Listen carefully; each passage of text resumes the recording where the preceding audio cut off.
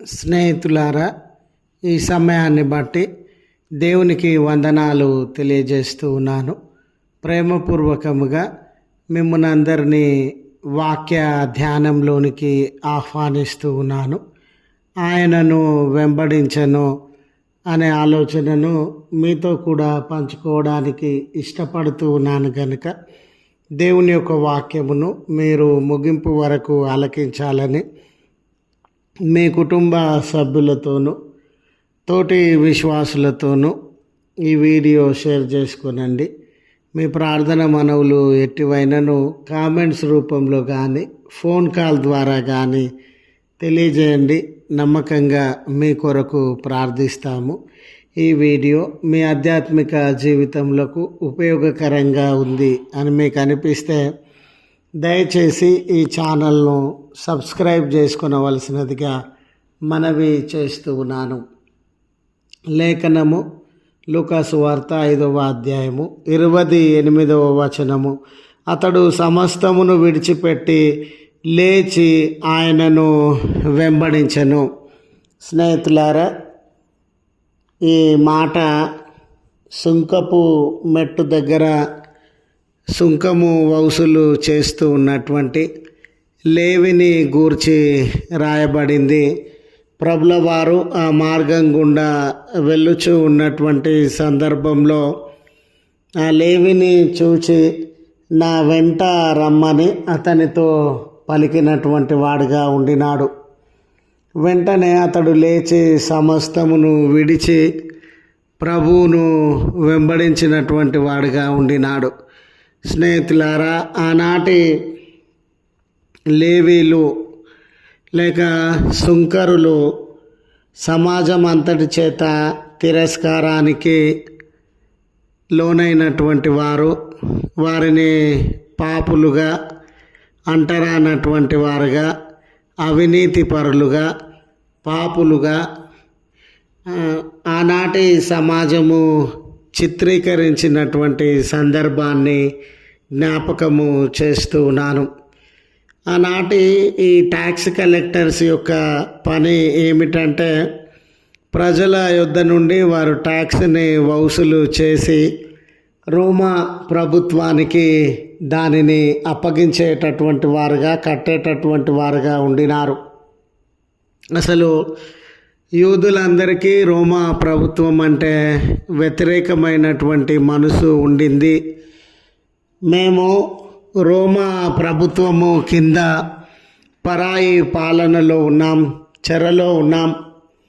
దేవుని జనాంగమైనటువంటి మేము, ఏర్పాటు చేయబడినటువంటి, పిలువబడినటువంటి మేము ఒక ప్రభుత్వము చేతిలో, పరాయి పాలకుల చేతిలో ఉండడం అనేది చాలా అమానుషమైనటువంటి చర్య అని వారు రోమా ప్రభుత్వం ఎడల వ్యతిరేకత కలిగినటువంటి వారుగా ఉండినారు.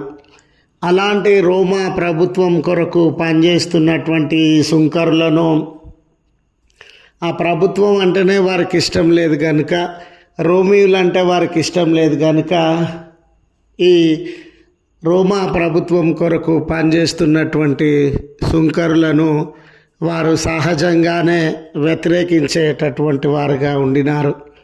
అంత మాత్రం కాదు, కొంతమంది సుంకరులు విధించాల్సినటువంటి ట్యాక్స్ కంటే ఎక్కువ మొత్తంలో ట్యాక్స్ని విధించడం వలన ప్రజలకి కొంచెం ట్యాక్స్ కట్టడం విషయంలో ఇబ్బందులు తలెత్తేటటువంటివి. అలాంటి సందర్భాన్ని బట్టి కూడా ఈ సుంకరులు సమాజంలో పాపులుగా, నీచులుగా, అంటరానటువంటి వారుగా, తిరస్కారానికి లోనైనటువంటి వారుగా, అపవిత్రతకు లోనైనటువంటి వారుగా యూదులు వీరిని భావించేటటువంటి వారు.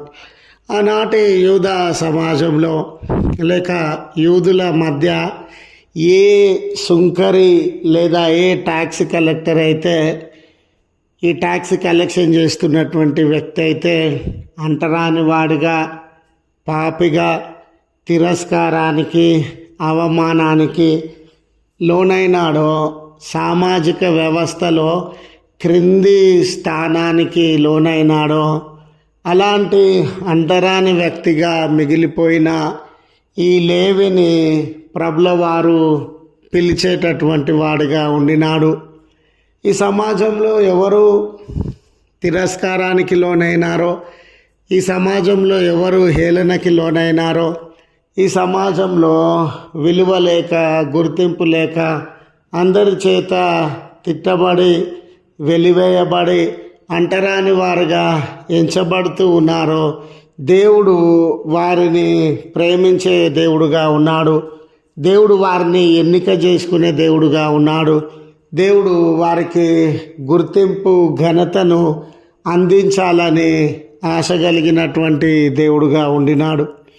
ఈరోజు స్నేహితులారా, నీ కుటుంబమైనను నా కుటుంబమైనను నీవైనను నేనైనను ఈ సమాజంలో త్రోసివేయబడిన వారంగా ఉన్నామేమో, విడువబడిన వారంగా ఉన్నామేమో, అందరి చేత అవమానానికి తిరస్కారానికి లోనైనటువంటి వారంగా ఉన్నాం మేము.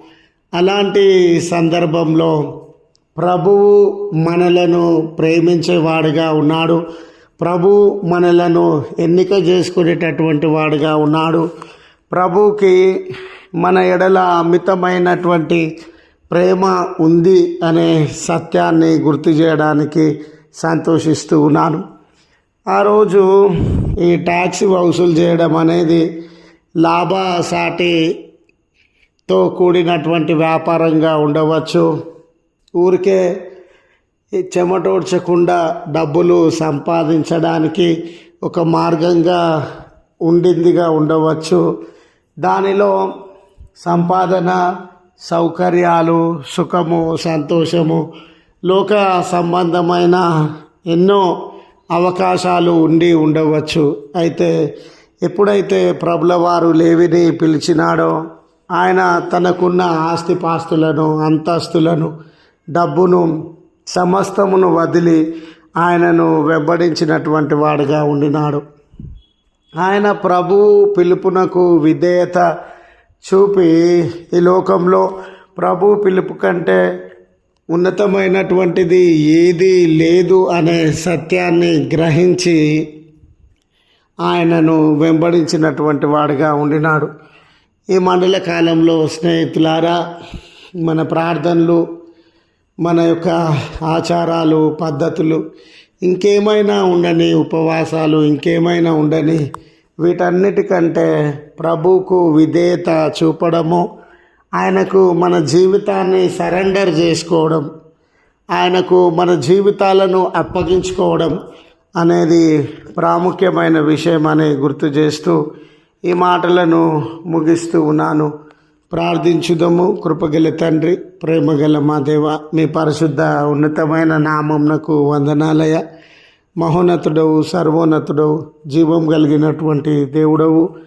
లోకమంతా మమ్మల్ని తిరస్కరిస్తూ ఉన్న వేళ అంటరాని వారుగా, విలువలేని వారుగా, అపవిత్రులుగా ఎంచుచున్నటువంటి వేళ మీరు మమ్మల్ని ప్రేమించే దేవుడవుగా, మీరు మమ్మల్ని ఏర్పరచుకున్నటువంటి దేవుడవుగా, ఈ లోకము ఇవ్వలేని ఆదరణ, ఈ లోకము ఇవ్వలేని ప్రేమ, అనురాగము మా జీవితాలలో అనుగ్రహించగలిగిన ప్రభువుగా ఉండినావు. మీ ప్రేమను బట్టి మీకు కృతజ్ఞతలు, స్తోత్రములయ.